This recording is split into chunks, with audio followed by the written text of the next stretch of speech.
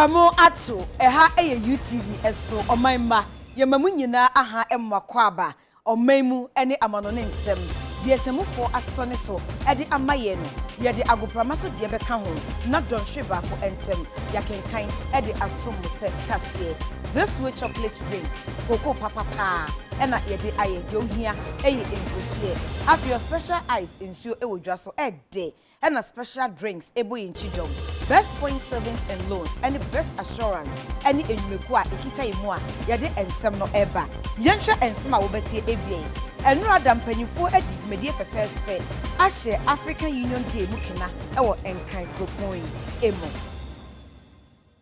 Mozambique mampanyin say se abibi man fa hodie mu beto akoso ayedu na ade emwa aba Ejis will jai lala ene emwa wa jiji fi amansan amai ahoro eso.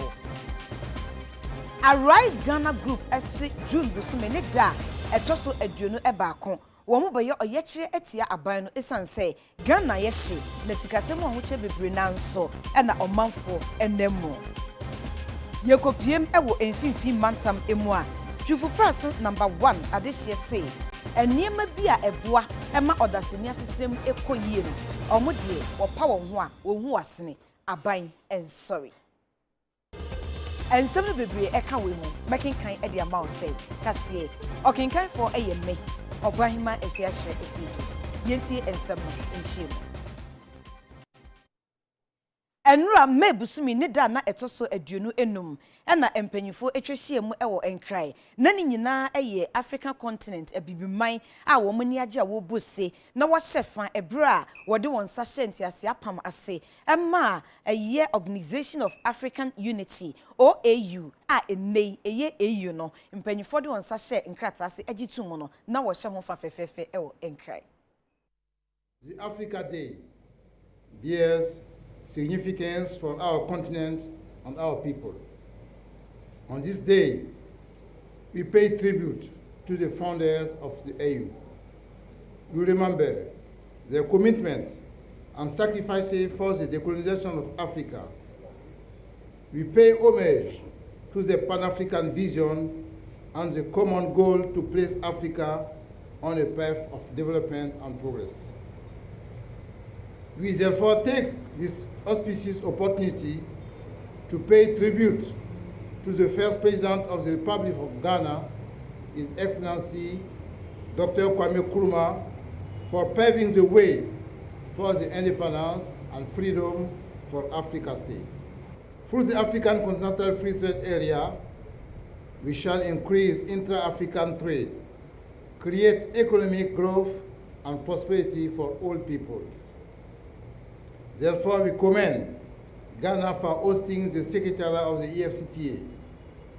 The African Union Head of Mission in Ghana are very grateful to the President of the Republic of Ghana, His Excellency Nana Addo Dankwa Akufo-Addo, the government and the people of Ghana for being the AU flag bearer.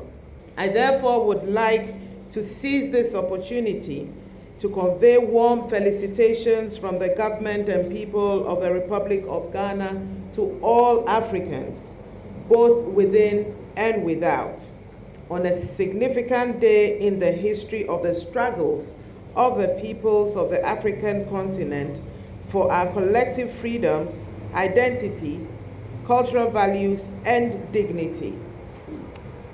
As we mark Africa Day, a significant day in the history of the struggles of the peoples of the African continent for our collective freedoms, identity, cultural values, and dignity, it is important to remind ourselves that we are commemorating the occasion in concert with the rest of the countries on the African continent and beyond.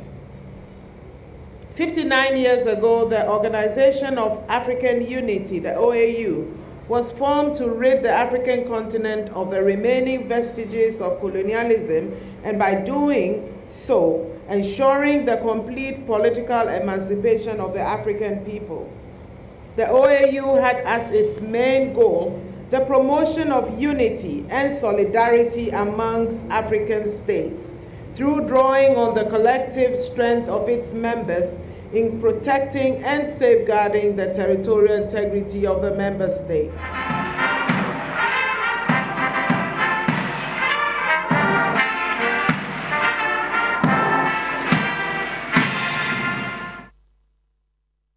Mozambique Mampanyi His Excellency Jacinto Nyusi had ya to just say a be mine yemfa hudie ne bekoso asombo amayende a egisi ejai se ebrebia ye de ho eto amansan so epem wan anye sade a emfa so bia emaso.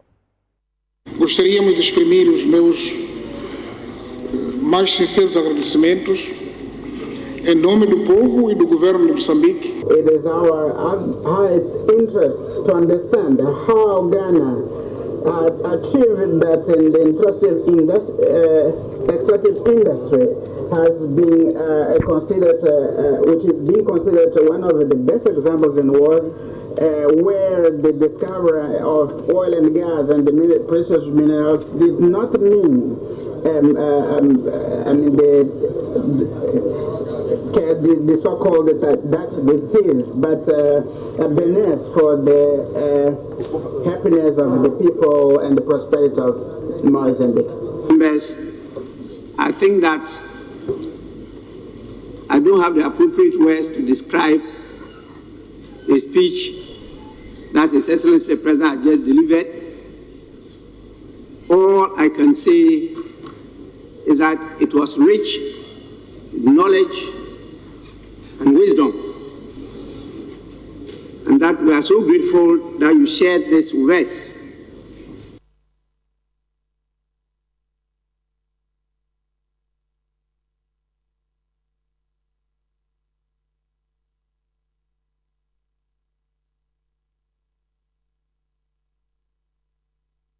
Asieya ehwe enhumesuan ho nsem so woni enwumeku ahoro a wo ma ben e wo enhumesuan no akeka wo ho abia amade edi nkan e wo Ghana ye enhumesuan abakosam emo no omo de sign language dictionary aba e ba beboa e wo nkoda na agisua emo. Osofo be de ekire oda so ye hwe disuan ho nsem so ene Reverend John Ntimfojo wapa nwoma bi ho ntoma mekire dictionary eye sign language dictionary a okire mu a obi bia enya bi no usua a ebeboa ama wona ye no omuti ye mpatamu asabi waso ho na so nti asem no ye ni won kita hodie atumi akototen Akyere Kojo Tete Okulu School for the Deaf eho eno opinine ne pa nwoma no ho entoma na nsem sei eno odi tudwa e wodwumadie na se abasusan se wo mo asase kura dada sign language wo dia se wo mo nkyerɛkyerɛ mu asuapɔn nim menya ntie se wo mo aye tete wo mo so be doctor for nurse for pharmacy for any tete saa no wo mo e de san kyerɛkyerɛ e de ma wo enti no e be se asuapɔn hodo no encourage wo mo so fa sign language enwura wo mtitiem sanse ye wi a ye nyina na aka bom a ye tese wo man baako na ye ne ho enikita ho ene pa bia ewo woni edi dem sabe ana won ewo special needs mu no aban esenkete se na ni beko wo mo ho akoso a diskapudu awuram na ya boa wom akande bi omuhia bia no de aboa wom emumu nso da akye siye ewo humasua kwan so na ye nya nipa baako kura ewakire no osofo ne ka se akire no openyina wo no enisi UNICEF ekona na mu ewo magana mu Ankle Dufe ebo mpenfo abaso pa ewa na muntu owotu iwotire mu awe na beboa pa ama wona wote aseme ne wona wonte asem nyina no yinkita hudi atuma koye mu obi atuma kire na adwen ewo mai mu the sign language. But for this I'd like to call on the government to organize more sessions for community members, for everyone to learn the language.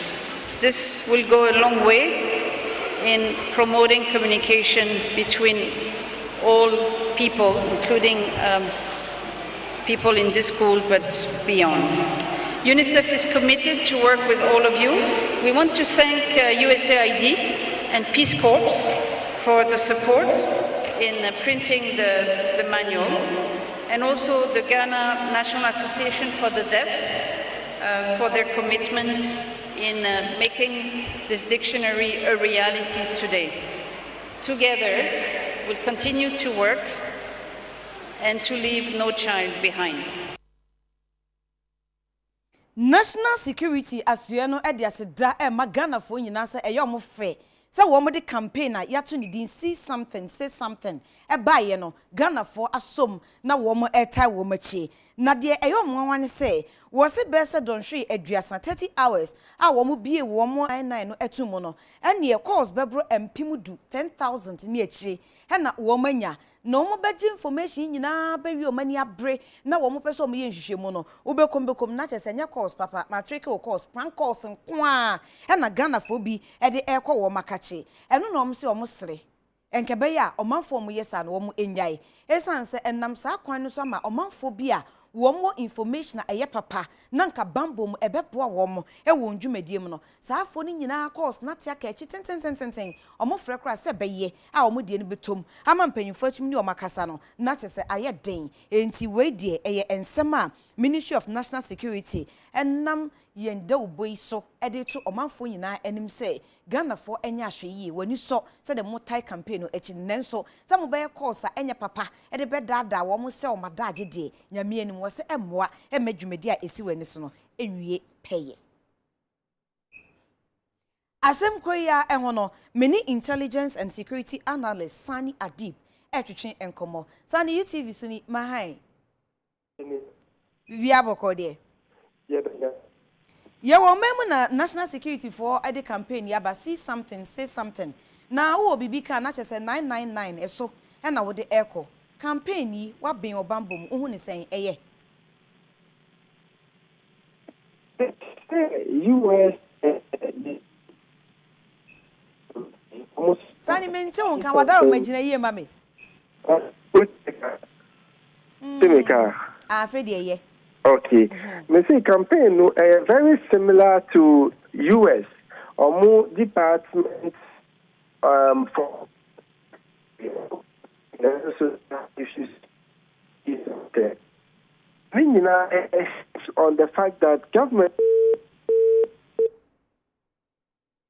Ebusia for said in so ya toidie homa na na keka no ho abia nenso ye besan ahye yensa eka Sani Adiba ye ne betoa yenkomobo no so afa bambo ho ensem ene anamo ampanyifo etu nso ehom empanyifo mo ka bia ewom ewo ECOWAS ekuom no oma ye enhyiamudie bi ninjina ene se omo to adwen ede afa petroleum product ididi dwuma ewo bibrem atoya man eho anamontuo a obetumetu no waye eho hyehye nyina eyi eho ECOWAS resident representative awo Omega na mu His Excellency Baba Ghana Wakil edi afutuo kwaye de ma petroleum sectors ahodo a wonum ehye ECOWAS state no emu se womo embo omo ho so womo dwumadie mu na omo nhwe se wiase nyina susudi omo de ato wonum ehye se womo bedi emra so na petroleum sector no dwumadie atimi afa ne ntuma pefre ye be kan se international best practices no womo enhwe no womo nya ne sa pepepe na atimi nso aboa ma bibre mine nso ye petroleum sector no atimi afa ne ntuma pefre ye na ye de anya sika Efrimu ame asetena mu nsem so no etimi akọ enkanya ensem no ye ni say. I must say that this workshop is very vital for our economic integration agenda as it aims at upgrading the capacity of the petroleum sector in our sub-region to work in line with international best practices and also to be more transparent and accountable. It is no longer breaking news that the ECOWAS region is rich in oil and gas resources, according to some accounts, accounting for more than 30% of Africa's proven reserves. What is expected from regional initiatives, such as we have here this morning, is to chart the course for the region to move to the next level by leveraging on the vast resources in our petroleum sector to propel economic growth for the benefit of our teeming populations, as was done in other parts of the world, notably the Middle East region. We all know how critical the petroleum sector could be for economic growth because of the key role it plays in providing many nations with the financial capital and capacity for the construction of vital infrastructure desperately needed for the development of other sectors. ECOWAS Commissioner, the Ma Energy and Mines, Bayambile Dabiri, any Deputy Director of Downstream, our no Ewa Ministry of Energy, Ura Ali Nuhu Abeka, Eddie and Sam Winano Etu Idra Efadientia, one more Ekasafa code validation no ehono.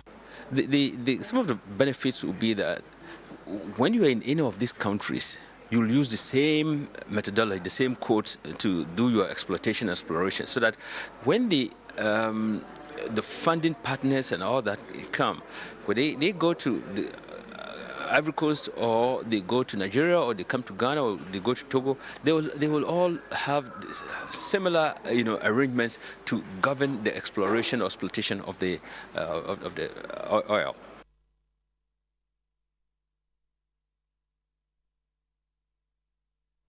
Besa na nsani ne ya so manfo beka ya prosi for Afia National Fire Service for ene nadmo for hwa na no so manfo start e bia chase de course come so aden say gas explosion bi si o eno nam so ma veno ne abeka junction kwan so de na eye pani ko hwa de say de manfo duo na mo mumika na wo mo edwane no ekowi ase a asem no kra na nye no kre yesre eto de bia mutese bibisa ekoso whether it's true or not yebesrem Munko muchi, mamu main baby, I say Adenwo. Said me pentema betray and as in pentema behe. Bentem the camera betos mobile who say, Mina minya fair short on the first. One here now we win first at academ. Because one here one of Boko Sama do first. Into your best. Umuti bibisa na best Ghana for so munjama or more muni medumano. Yaka say gas leakage, not my answer, Yajama fire service because NAO mujuma. And when you're not mujuma.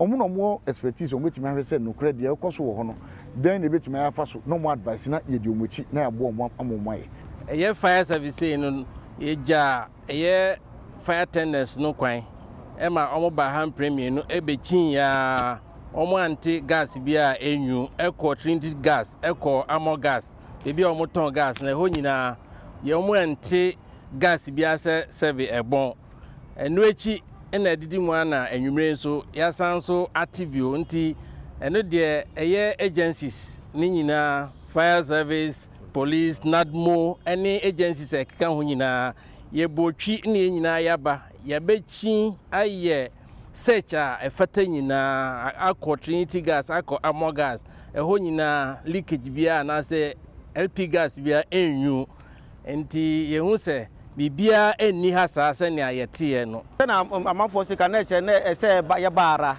nti empenifo nyina frɛ IGP kura frɛ so asese ye nyina ye nka ye homra na ye mehwɛ ne ye koso ha ene se ye nuanom deputy director nadmo ene ye empenifo e fire service ye nyina ye kan ye hubomu a ye be hia ha nokwa ne yakɔ gas filling station ho ye no akodi nkita ho hwe si wo ho leakage bia ni ho area mu ha nyina asundwe bi problem bia ni ha mo nti se mo ba ya yeso ya ba behwe hwe ni ho ye samo ma yere mu se abribia no ye wo ho ye ni nadmo mpenifo eni fire mpenifo a ye hwe oman no mu bibia be si bia no ye be hwe se ye be kan ye ho na ya so ano nti se ye kai oha bia ni bebia nti obi anya atoyem se bibia ni ho.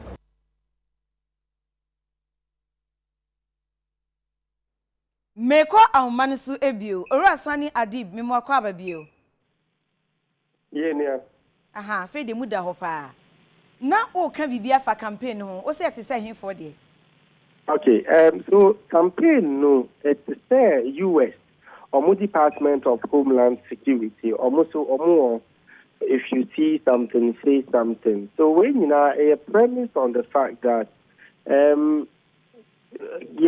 government and buying before omun to mean ye ejumani omun considering the seriousness of the terrorism threat, only important to say over galvanize the whole country to counter that threat, a bit involving public awareness creation. So at least many would also contribute in our own small way towards security management process. You be alert, you be conscious, you call a chroma, you who say bag BWB unattended to attend the be yet or be beside questions beyond mere curiosity, and then no bit me aye, who community, who say because so the fact that by before to me what prepare all the time, a critical say yes to you better contribute in that regard by reporting PPR your communities.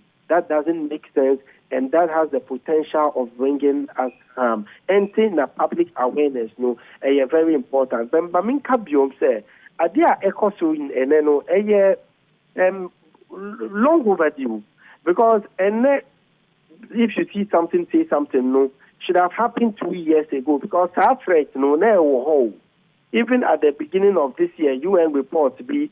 They say ISIS in the Greater Sahara or more warehouse, Ghana, any RD. But that notwithstanding, at least the fact that I starting a bebwa, and I'm hoping say Ghanaians happy or more security conscious. Opanya di bunka yenim set ni ye man so she Ghana for yensu ni baby. Omo bie 9992 mu. Be bro 30 hours no. Course be bro 10,000 ni na ye prank course. Enko say adie ma ebedum rebi kwa fe ye kan asem kra am fa ye serious. Obviously because it is definitely a security problem, because what it means is say obi bet me for legitimate call, but because the fact that line no be choked maybe terrorists bet me a strike. So I think say usually apply the law of power. Muchi nipa mienu miensa. Then mumo kokota and get locked up. Nina ye better leave it will send a clear message to Ghanaians to the effect say we enye agro them. It is serious business. And yes, omubecho, and they will deal with you. But they be a ambulance service issue way, bank calls, so denying people legitimate help any ID. And a big musu woho, omube say omun sabotage adea ekosono. We have enemies within. So yes, sir, make sure sir, you investigate and national security almost our capability, almost meet track calls, almost meet Tracy, almost use idea for triangulation. And no would show them where the calls are coming from. And punish them according to the law. And if not, and yes, a bit compromising effort weighing, and in the end, it will amount to nothing. Sani Adib, UTV, yeah, that's say a ray and ombre. Ora Sani Adib, intelligence and security analyst, Bambo Honsem, Wabain, or no, any in the bonko, FA campaign, Ministry of National Security, Ediaba, says something, any see something, and no uncle Mokakra, and your boy. May call our money subio, or manjo, a man boy feel eto jano, and Yanni can cry, which I say in sweet to 2 year mono, electric and humani beatitiagu, a jansu a womb. Harry Mahai.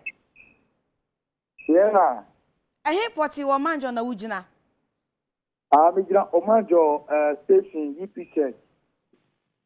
Then they so.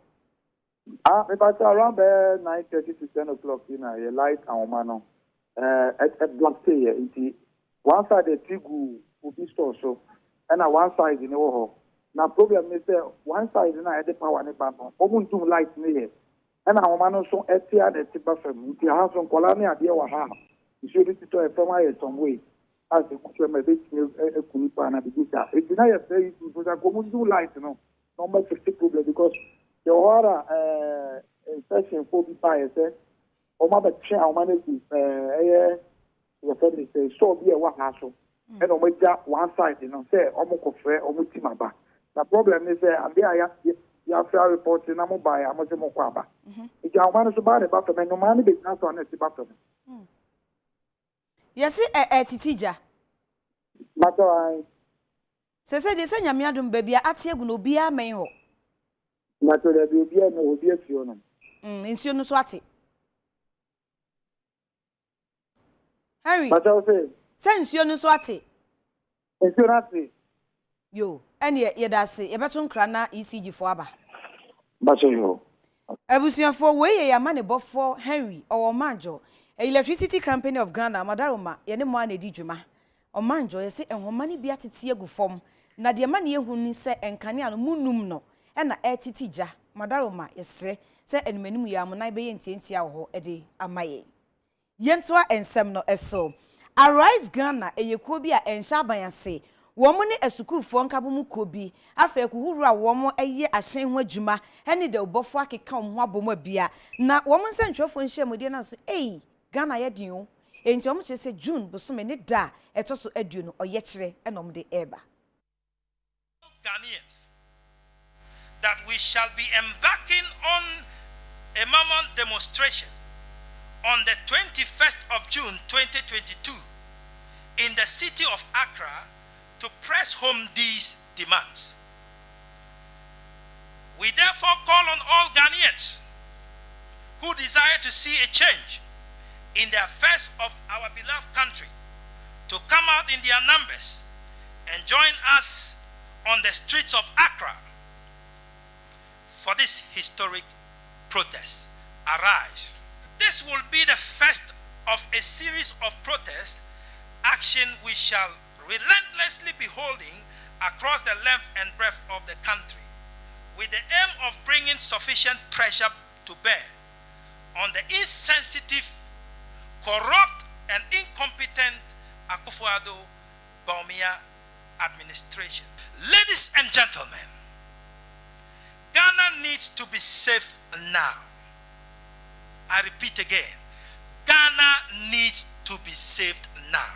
And we've said this, the drivers have said it, the TUC, the mother body for all workers in Ghana, were bold enough to remind our president at the just ended May Day celebration that petroleum prices have become a burden not only on our pockets, but on our families and generations unborn. We cannot continue to pay for sanitation and pollution.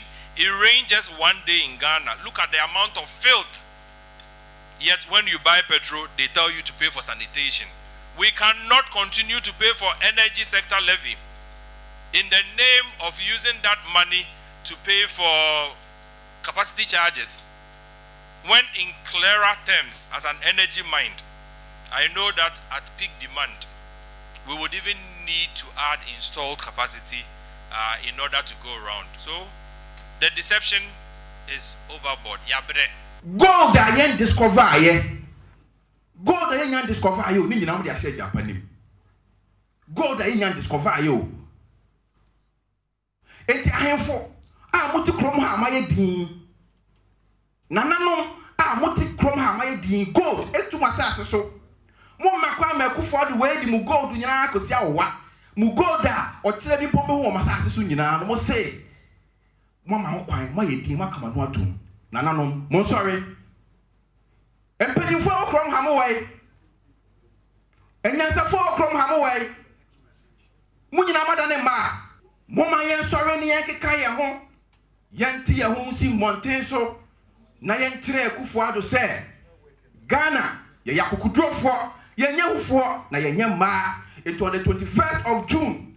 Monke kamo ho. Emre bi twemu na ye to fuel 1 gallon 14 cedis 30 pesos. Be yen bi mu ene Nyankopon fa ye boni cheye. Ye sorry tia o mampenye o twemu se omboa yen adrafo e ma ye koya de ne court. Ene 1 gallon e ye 51 cedis. 1 gallon e ye 51 cedis. E wo Emre tiawa we 5 years pay. Mataruma party for food jobs no e ho nkakan ni ana e ho popoye ni nto scientific e no popoye ene dokora yetimi nto ana. Arise and now we Ghana people you have to be angry because there's no future.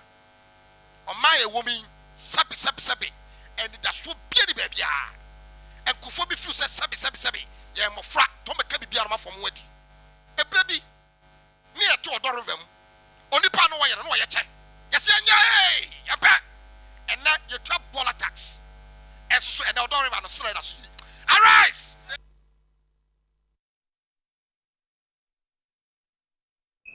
Yeko aman from Yamani bo for Prince Akwa any omanfo no etwetwe nkomo na wasem eyetiawa wasi ensuo to wakwan no enkoyie Prince mahai Obapa mejoso baby a wugina ni twamfonyi kakra maye na ba chafe de emuye kakra eda hopa okay ye ma Ghana fo nyina kwaba na ye fa bi pie no amanfrom bia ye fra ho no mo se ensuo no ano na ubi pie mu ha no me se ya awero ho na omakwantimpon ahodo a omo paso omo deba omo chire mu se the previous administration che NDC amani okuo no edi ka bi twa kwan no na ohwan foni so a etwa gu ya omo di ka be ye yampa kichi amanfo mu a ede be top town be dia mpanifo kuku dandi echichi ahodo me person bo bi eti edi be siye na eme kwan epim ye nenum ho no eno mu fra ban mu edi pii mu nsu na no ha no me se na wo hwe se de kwan na ya ka se sia no se du ba bi kwa na omo tumi papa passengers no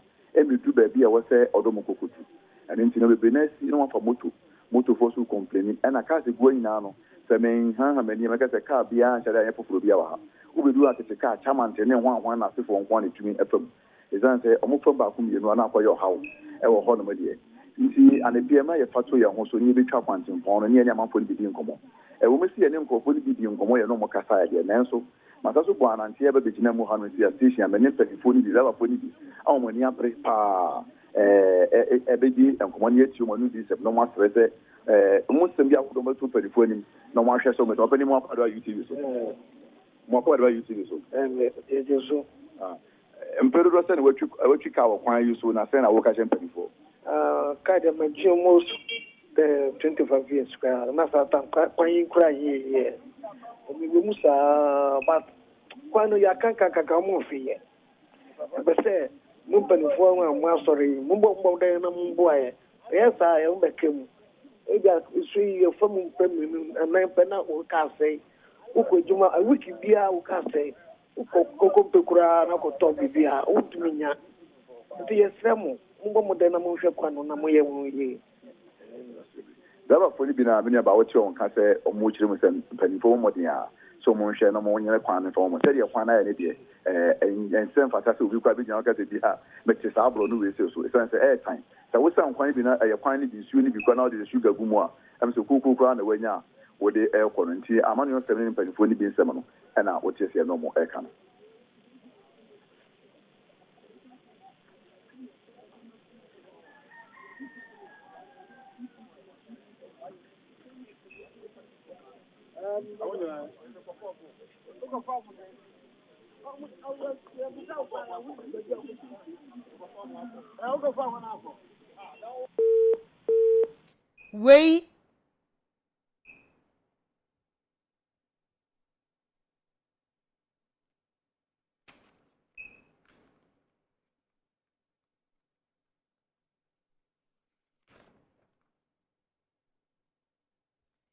Wei eye ya manebo for Prince Akwa na manebo e no di fi amanfom ebreye empempi enkran kropon mu no bedu bebi na chese traffic lights do na anya adwuma entie na obia so nyina ma ne yonkonko driver no basa sa UTV akwa pro na yekopie mu e wo mpanyifo wo kan bia ewom wo mo akache ni titu ene chese urban roads fue ni ene wo ekotwetwe nkomo bi so se anya bia aden e na etoda enkane ni nyina tumi dum prekope na bibia enkyere se wenchen wenko wemra no eden kyemu enom de emaye 3 contractors won hwesomaye and every day they are supposed to be on the road to ensure that whatever maintenance program they are doing are done. Okay. But the challenges outnumbers the maintenance that the Ministry of Roads and Highways are supposed to do. And the challenges, then I make about challenges, no. Say one, Ubeshana accident see. Now nyakuna wa bupo no wajane ko. Na sika say you did tia for we no. I be maintenance no. As see ye sa sika ni mu bia na de akwakọ ye a new installation. Into share rate accident this year is so much, and the ministry cannot go at that pace because we have a national cake. Another thing, so yeah, a confor. Obefena pole no cables ranimu. Now on wa twitwi cables no twitwa. And also no bedwin say ebia a maintenance problem. But obekọ no na on wa twa ne said that connect different poles. And so different poles no me and castle join it. Okay, can see. It so to me training na we use new lines. And we see another cost. Now also what I want to turn near mano. If you want my now on why no one waste no. Want to make gardening na chambers. Meaning say if chambers are connected cables no. Oma kwashe ngura no e chamber no na ashe controller program na etimi hold the signal system no just ashe ni nyina. We've had countless times ya kwahwehwe saa ye hu obi won she no so we say we report to police station because police funa say bo ye nyina ye ho ban. Into no some report my police na police for nyina de bia no won kasa one name obia play ni role on the road won into say accident is here one be catch I think the immediate step I saw we say we report to police station because police for na say boy ye nyina ye ho ban. Into no some report my police na police for nyina de bia no won kasa one name obia play ni role on the road won. It is an accident is here. One be catch you pleading with public. Say bon boy na ya each other's keeper. Na so obi nam baby enso so offer.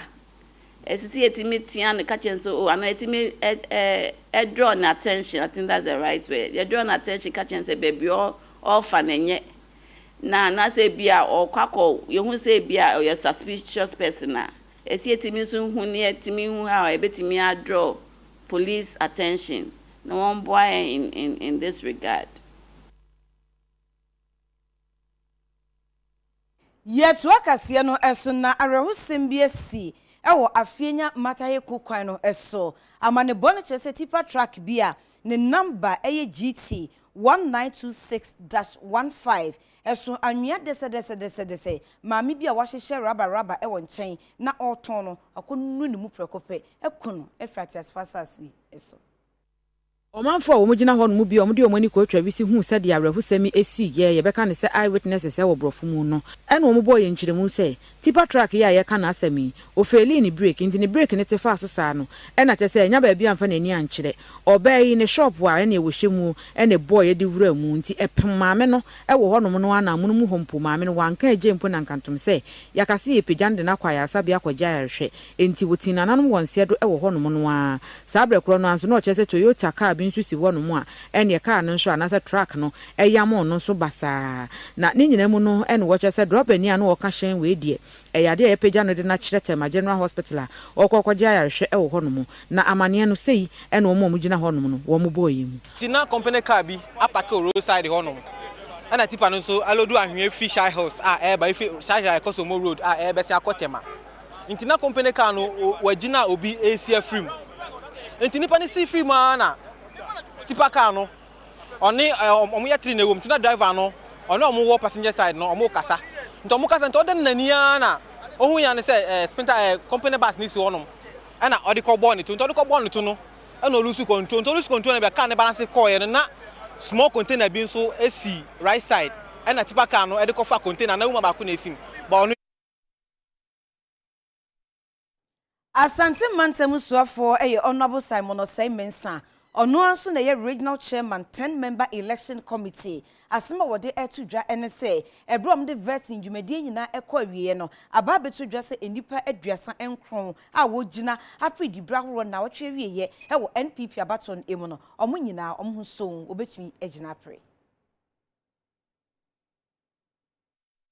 Simon Osei Mensa Santimantemu Suafo eto aso se committee no atena asiemu no enipa aduasa nkono a wo predibre wo mantami mu nyina no waje won matom a obeto won so aba wode nsemi tudwabra woni UTV nsemtwofo ekasaye no na wo kire mu se waye ahoboa nyina de niema pa nyina agu akwan mu a efiadama ebusumi de eto so aduonu nso wono beto aba na sane ebeye na bambo bekoso na nipa anyitwi enyitrada emegu biaye a wo to aba ntino na wode akohye Asantimantemu abayatena yesebe ya ambonsem ne ade ho bibia bekoso wano wose electoral commission na ehwe na waboa ama 10-member committee ya wono Asantimantemu Suafo ye dwumtreni no wahwa atoto ne omanyina na wato abano ya yantutu ni nyina senie bia munim dada no everything ni nyina wi nipa 39 and the file 39 and the file no ya disqualify obia ewom se petition bi no bai but na petition no na and within the mandate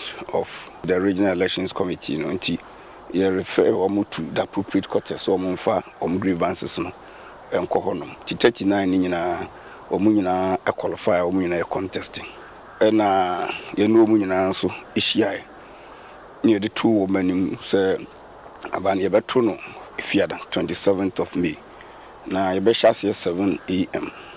You bet 2 residency or regional coordinating council because we want to have maximum security until when you better abano. We are hopeful say enu Afiada no ni bibia ya ready. But ye wo near maybe a dia to twakwem. Yama all the 5 candidates for the chairmanship, regional chairmanship no. Ubetimi di enipa enum aba ombe support na owo nipa miensa ombe pooling agents amount. Nti wemu na yehwe se obia bedi so ye few observer badges e bia won panimfo bi ofo paniti say fefanto maami dokua ohene badanso nom almost an ebe more observer badges nom dia bewrem what was so edito delegates nyina any supporters ya airtie one ma april adwane bi enim se wo modin bia se obeya hweyie na oba bedu bia ya yeto aba no a obebbo brapa atoto nyoma yama asumdwe aye adwuma yeah best from so be an comport no number 1 number 2 ayabato ne ekoto we yefi ntokwa ye nyina yabusua baako yempe basbasa oba beto waba na opatna ho akopembra ye bekan office on timitana na obibi nso a obetimako at the end of the day wuti results no na bia unipa adinkunim na pese obeta na chinam jumoni a fine here straight general public so muni so my especially a party for apart from delegates candidates electoral commission media na yen 10-member committee na yehwe election so ye best wa yen invite ubia no omunya hoba nipan be doso a na di hihi no ba Edietie ense kane kwanchefo na oda Public Procurement Authority ano orua ageni mboaten agei one na konta Francis Koku ahen yede omukopiem ewo High Court Criminal Court 3 Division na kwadua Special Prosecutor edifoforo omkom no na efekate asehye kankan pro any dream ene de keka ho ehom na eno na setena ekọ awie no court no amom baila asenie no obetwa so. We are happy with the timeline that have been set by the court because then it means that within a very short time we will to conclude this process. We say we are innocent and we have the opportunity now to prove to the whole world that we are innocent.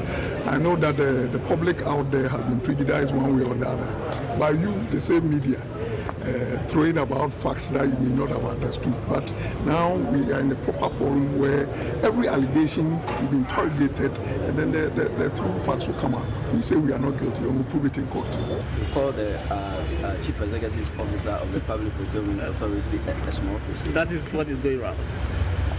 Unless you don't want to see it. So the Public Procurement Authority, that is the spirit of the nation when it comes to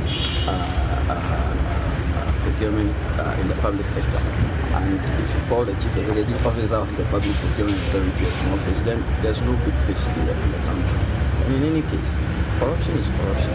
It's not about how large the fish is, whether it is perch or it is a small anchovy. Corruption is corruption. And as I said during my vetting, that I'm going to make it very positive.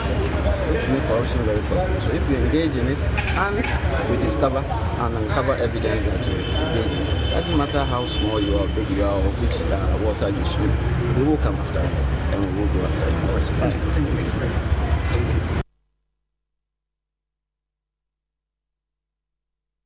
Yadikasie beko ahmejie emu ye ba bongo di fara e de beko agoprama so ensem emu ye ba sisia.